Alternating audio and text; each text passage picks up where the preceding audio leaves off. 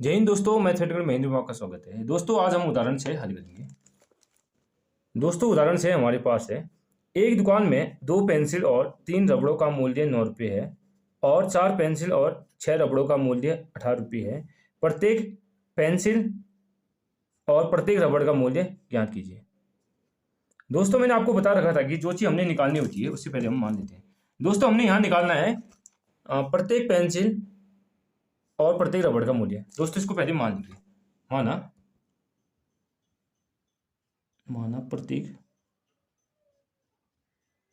प्रत्येक पेंसिल का मूल्य, पेंसिल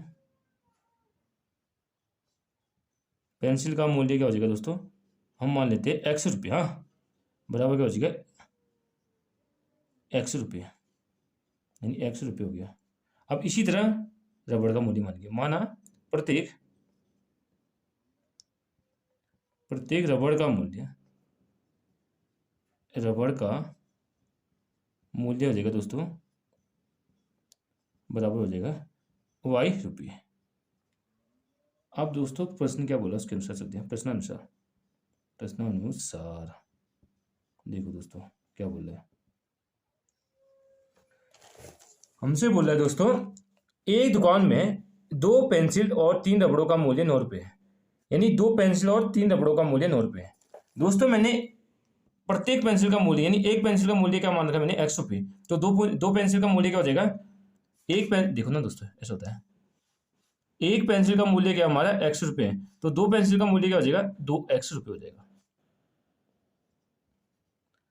क्या बोला दोस्तों, ये एक दुकान में 2 पेंसिल और 3 रबड़ का मूल्य, एक रबड़ का मूल्य क्या मान रखा दोस्तों मैंने, एक रबड़ का मूल्य मैंने मान रखा है मैंने y रुपये मान रखा है, तो 3 रबड़ का मूल्य क्या हो जाएगा 3y रुपये हो जाएगा, प्लस क्या हो जाएगा 3y रुपये, बराबर क्या है टोटल 9 रुपये। ये हो जाएगी दोस्तों हमारी समीकरण 1। आए समझो दोस्तों। देखो दोस्तों क्या कहा इसने, 2 पेंसिल यानी 2x और 3 रबड़ों का मूल्य 9 रुपये है, यानी 2x प्लस 3y बराबर 9। ये होगी समीकरण 1। ये होगी हमारी फर्स्ट कंडीशन।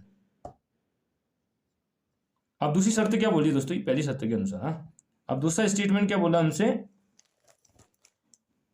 4 पेंसिल और 6 रबड़ों का मूल्य 18 रुपये है। एक पेंसिल का मूल्य कितना है दोस्तों, x रुपये, तो 4 पेंसिल का मूल्य क्या हो जाएगा 4x रुपये प्लस 6 रबड़ों का मूल्य, एक रबड़ का मूल्य क्या है दोस्तों, एक रबड़ का मूल्य y रुपये, तो 6 रबड़ का मूल्य क्या हो जाएगा 6y रुपये, बराबर टोटल कितने रुपये कह रहा है वो 18 रुपये कह रहा है। ये हो जाएगा दोस्तों समीकरण 2। अब देखो दोस्तों, हाँ क्या बोल रहा है ये, अच्छी देखो, 4 पेंसिल और 6 रबड़ों का मूल्य 18 रुपये है। दोस्तों हमने 2 समीकरण बना दिए, समीकरण 1 और 2। अब दोस्तों हमने इसको हल करना है, हल करके प्रत्येक पेंसिल और प्रत्येक रबड़ का मूल्य निकालना है। चलिए दोस्तों इसको हल करते हैं। हल कैसे करेंगे दोस्तों, हम इसे प्रतिस्थापन विधि से हल करेंगे। प्रतिस्थापन विधि में क्या करते हैं, हम कोई भी एक समीकरण लेते हैं, जिसमें लेता है समीकरण 1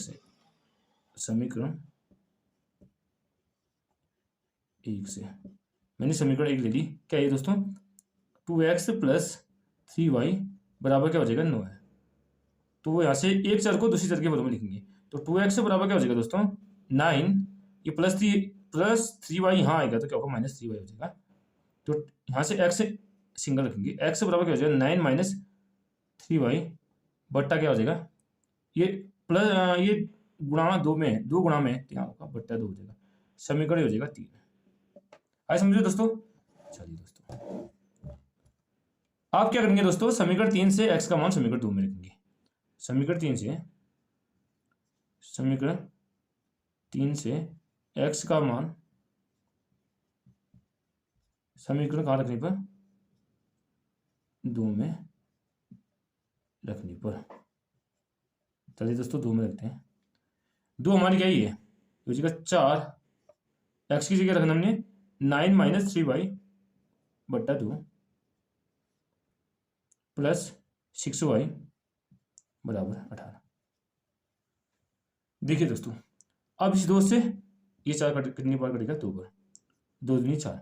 अब ये 2 गुणा इससे होगा, फिर ये 2 इससे होगा, 2 गुणा 9 कितना होता है, 2 9 18, 2 गुणा 3 6 यानी 6y प्लस 6y बराबर क्या हो जाएगा दोस्तों 18।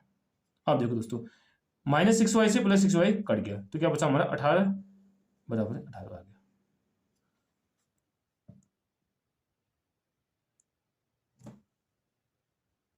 दोस्तों यहाँ y का कोई हमें हल प्राप्त नहीं होगा, यानी 18 बराबर 18, यानी y का यहाँ कोई वैल्यू नहीं है।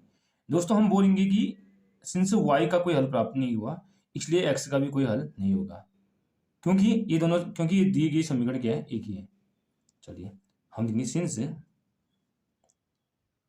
y का कोई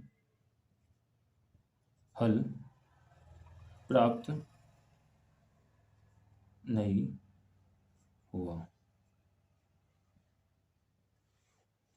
इसलिए x का भी कोई हल प्राप्त नहीं होगा, क्योंकि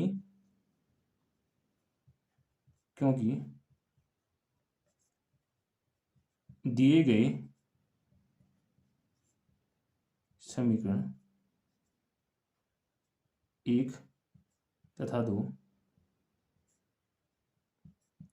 एक ही है, इसलिए समीकरण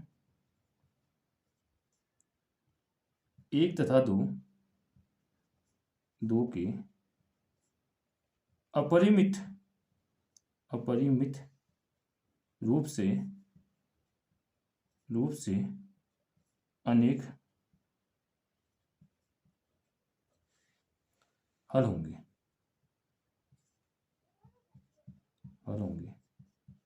आया दोस्तों समझ में? दोस्तों आपके मन में डाउट हुआ कि समीकरण 1 तथा 2 की अपरिमित रूप से अनेक हल क्यों है। दोस्तों मैं आपका ये डाउट भी क्लियर करता हूँ। दोस्तों हमारे पास दो समीकरण थी, पहली समीकरण थी 2x + 3y = 9 और दूसरी समीकरण थी 4x + 6y = 18।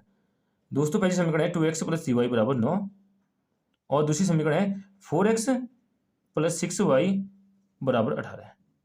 दोस्तों इसको देखो, ये थी हमारी समीकरण 1, ये समीकरण 2 थी।